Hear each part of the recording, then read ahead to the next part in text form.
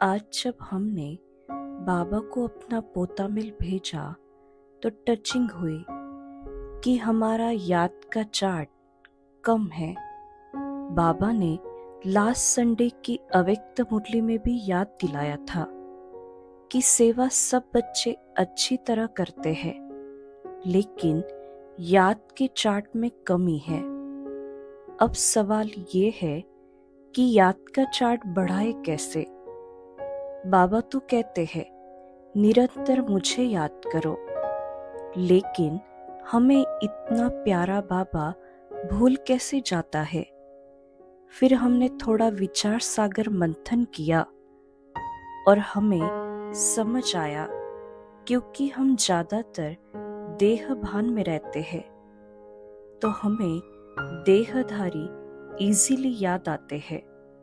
और जब भी मैं थोड़ा भी अटेंशन रखती हूँ कि मैं असल में छोटा सा सितारा, तब मेरी बुद्धि अपने आप निराकार बाबा को ढूंढती है।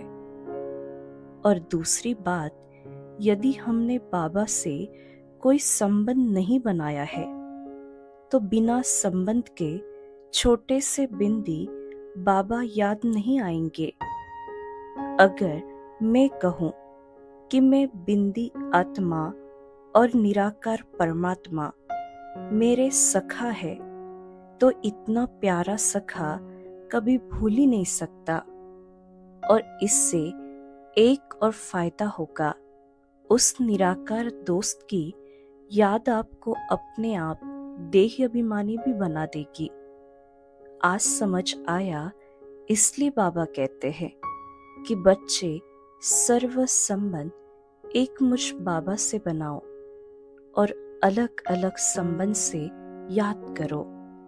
फिर आपको ये नहीं सोचना होगा कि बाबा याद का चार्ट पूरा नहीं होता, बल्कि वो निराकार सखा भुलाए नहीं भूलेगा।